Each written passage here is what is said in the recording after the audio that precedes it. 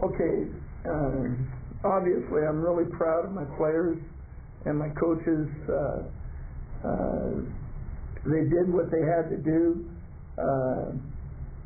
Our plan was to get after them fast. They've had a lot of close ball games, and that's really was their mentality of playing a close ball game and winning it at the end.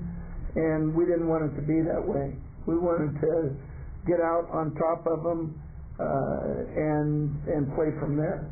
And it worked out that way. We had some great efforts by many players. We played as a team. We won as a team. They're really close.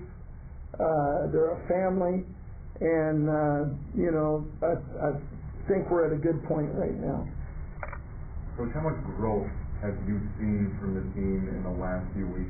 These guys look like they're really starting to come into their own, and like you said, come together, believe in each other, and they're playing up here right now. Well, we travel. I think it's 18 freshmen, 16 freshmen. And you have to teach them how to travel. And we're really a young team. Like Joey Asefa, he had I think 99 yards running, but 126 yards total offense, and he's a freshman. And it's just they have to learn how to travel, how to compete in hostile situations, and it couldn't be. I mean, that was a neat atmosphere. I mean, I really like playing there. I don't like getting there, but I like playing there. They had a red out, just like Fresno State does when we play there. And really, we talked about it a lot, to use their energy. And, I'm sure you guys saw it, but they were singing and dancing in the stands. And I saw guys, like, if you can imagine, Caniella Tuipulotu, sitting there doing this. It's a hostile, but we fed off of it, and then we made plays. We had to make plays, and there were some really outstanding plays. You guys saw Mo on his back. You saw the catches that were made by Royce and Justin. Made a great catch, but. Again, the play of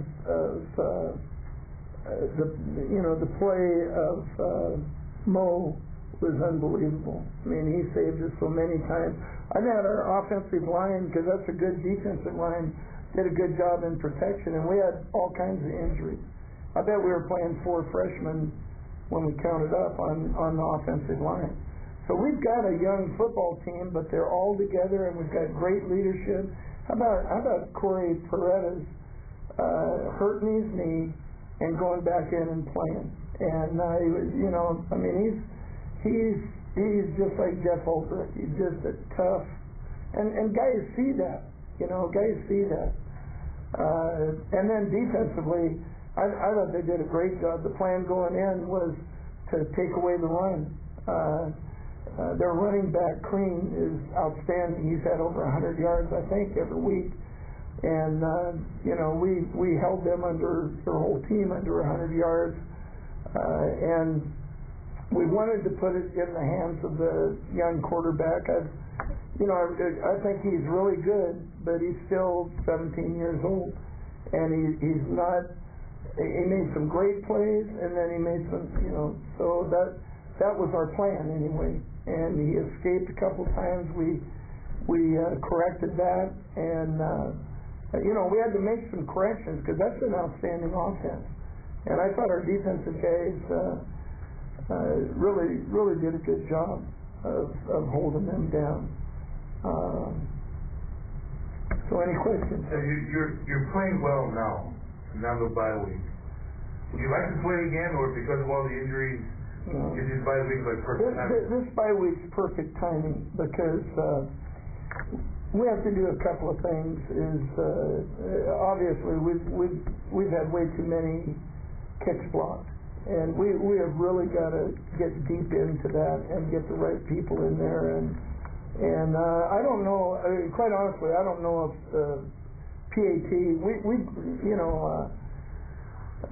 John Harding, Louis Al, blocked the first PAT or their PAT, but before that or after that, I don't know if that was blocked or just missed.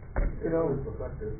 Yeah, was it deflected? Yeah. So, but the point is, we've got to get that corrected because we had a field goal blocked and probably went for it too far. We were debating. Really, what I wanted to do is have Mo punt the ball because our punter might have gone in the end zone, and then we would have gained 10 yards. And I've always thought that's silly. And so but Mo's foot was all taped up, and he didn't feel comfortable, and so we didn't do that. I think it was 4th and 14, so I really didn't want to go for it. So, Dick said that he's made one from that length, and I wasn't planning on it getting blocked. It really didn't hurt us because I think it ended up on the 20 or 24 or 5. So it didn't hurt us, but that's what was going through my head on that decision. Is it a personnel thing or is it a technical thing that these blocks are happening with him? Well, that's what we're going to have to look at. It was a personnel thing, but it's... Two games was a personnel thing. That's the good thing about having a bye week is we can really look into that. And I've got complete confidence in Dick, and I know it'll be straightened out. I said 2 weeks ago that I'm going to get things, I take the responsibility, I'm going to get things taken, fixed up, and that's what we did, and I believe in Dick Tomey, and I know he's going to get that fixed up. In the past, you've had people assistants help out with special teams. Are you thinking of sending assistants out there to help them? No, we do that. Rich, Brian, and Tony Tuioti work on special teams. They're the special teams staff, so we have all that covered. And our offensive line coach is involved in Gordy is involved in the PAT field goal, so he'll be heavily involved in that also. You seem to have a little bit of momentum here off of the last couple of games. How do you, while working on some of the basics and the areas that you speak of during the bye week, how do you try to maintain some of that momentum through a bye week? Well, we're playing for the championship, so every game's really important. So we're not going to take a lot of time off. Some guys give them the whole week off, and we're not going to do that. We're going to start tomorrow, which is Tuesday, which is when we normally start. So we're going to go through all of this week till Friday. Then I'm going to give them Saturday and Sunday off, but we're going to have game plan Tuesday on Friday. So we're going to get an extra day of practice, 2 extra days the week before San Jose State. So that's the only way I know how to do it, and I think that's the best plan for us. It's a short week, right? Yeah, it's a short week because we play on national TV on Friday. So that's an important deal. Are you leaving Wednesday morning or are you leaving Tuesday night? We're leaving. We're leaving Wednesday. We want to practice here, and then we're going to leave. Besides the kicking game, are there any other areas that you're looking for your team to improve the next week or two before you? Well, you want to improve in everything. We need to. Really, we're doing pretty well on pass rush. We only blitzed 8 times, I think, and got there a couple of times, but. The quarterback's pretty talented. I mean, we wanted to put it in his hands because he's sort of like the guy from Nevada when he was a younger guy. He's not real accurate, and that Patton is for real. I mean, that guy. You guys saw him run through our whole defense one time. He's one of the tops, and the running back is good, but the quarterback is really going to be good, and right now he's very good. Coach, Moni's athletic ability, extending plays and making phenomenal plays. He's getting hit a lot. Yeah. Can he take those shots for the rest of the season? Well, that's why it's good to have a bye now. He's unbelievable. I mean, a couple of those passes I've never seen before, and the one that he threw to Billy Ray You know, he's got a guy right in his and throws over double coverage to the guy. And the one he threw on a third down to Justin Clapp was the same kind of deal. And he got hit late, he got called, but he got hit a lot after he throws. And he's a tough guy. You know, now, back in the old days when he was 165 pounds, I'd say, well, I don't know, but he's like 215, thank goodness, and has rib stuff on. And really he's playing like a pro, because the pros go through the same thing. They try to keep him off of him. And I talked to the officials before the game, said, look, this is our best player, and they're going to try to hit him as many times as they can, and be watching that, please. And they called one, but that's true. He makes a lot of plays by just his ability. He's unbelievable. Were a couple of those, like the one to Billy Ray, were those instances of like, oh no, what are you doing? Oh, nice throw, like that kind of thing? You know? Well, yeah, because I mean, most guys, when they do that, it's an interception. But with Mo, it's a touchdown. So I'm going, you know, and then it's a touchdown, and God, good shit, nice job. Were you more pleased with the way London Sapolo managed the game, or the way he protected Brett Leonard after he got knocked down? You know, I was really proud of how he came in, and this is 2 weeks in a row. He's been our starting center, basically, and he's really done a good job for us, and he manages the game well. And I don't know if I'll get criticized for this or not, but what happened on that play is one of their players came in completely helmet to helmet, cheap shotted, and knocked out Brett Leonard after the play. And all he was doing is protecting his player. And if you saw, our players lined up around him because they were ready for a big fight. I mean, I'm talking about Louisiana Tech. One guy took his helmet off. The guy that hit him took his helmet off. This is supposed to be a our guys were protecting him, and then Sapolo pushed 95 because he was coming after him again with his helmet on. And I'll tell you what, you got to back up your own players. He didn't do any. He didn't swing. He got a personal foul, but he was protecting his player. And you got to cover your own players' back. You got to walk away. If you and a guy are in a deal, then you got to walk away because the second guy's going to get caught every time. But when that guy's going after your guy, you got to protect him. You walk away and let him beat that guy up. I don't want any part of that. And that may not be right, or officials or whoever may think that's not the right attitude. But that's how I've been raised, and that's how I coach. And we protect our own. We don't fight. And we walk away, and if we're on a one-on-one, you better walk away. But when a team's going after a knocked-out player, then we have got to protect him. That's just manning up. How do you score on the block? Say that again? How do you do on the protection?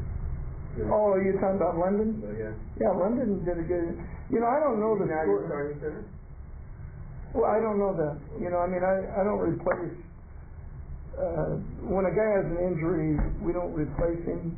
But this has been 2 weeks in a row. Like 2 weeks in a row where and he's going to get an MRI. There's something wrong. So, but you know, I mean, I wouldn't be afraid to start him. He's had 2 weeks of game time and done a good job. And if it works out that way, then the next man steps up, and that's what he's done the last 2 weeks. He's completely got my and Gordy Shaw's confidence. I'm proud of him. Talking about players not losing their starting jobs from injuries, is it going to be hard to take Clapp out of the game when Maya comes back? Well, I think what we'll do there is just rotate them. I mean, you know, rotate the guys, because Maya's still going to have, you know, and I haven't, this is the first place I've come today, so I haven't talked to anybody about his situation. With another week, I'm sure he'll be able to play, or I think he'll be able to play. But, you know, Justin Clapp is really doing well. And Maya will be in there because he was a starter so he's not going to lose his position. But Justin Clapp is going to play a lot of football.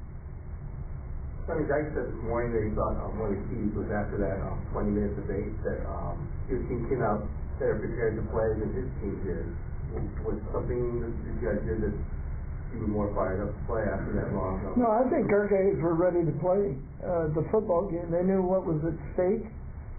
We'd talked about it. We'd talked about playing there. We'd talked about all the facets, just like we did Fresno State. It was their fourth biggest crowd in history. They had a red out. We fed off of their... I'm not mentioning that...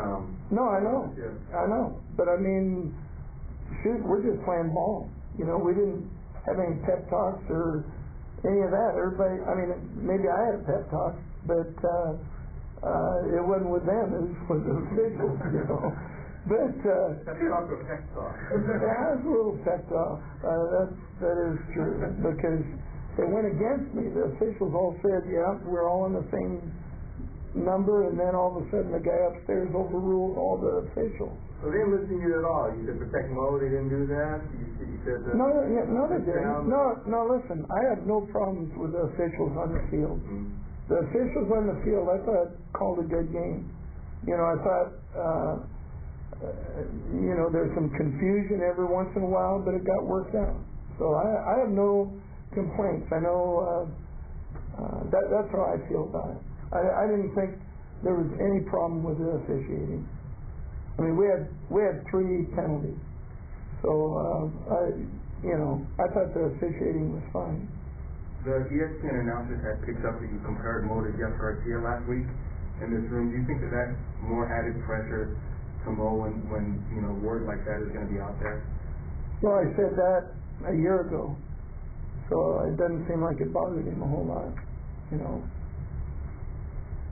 What about Royce Pollard, the game he had? Didn't get WAC recognition this week, but what would you say, or how would you describe his performance? I'd say if there was a better performance than an athlete than he made on those great catches he made, and he gained 216 yards and 10 catches. I mean, anyway, somebody must have really had a good game. I guess the New Mexico State quarterback had an outstanding game, but that's one of the best receiver efforts that we've had, and we've had great receivers around here. I mean, that catch he made when he was double covered, and he just went up and got the ball, and I mean that was tough. And he makes plays, and he made a lot of them, and I'm just. He's my player of the week. He's our team's player of the week. I'll tell you that. All 3 of the players you won are from teams that are staying in the West sideline. Wow! I wouldn't have guessed that.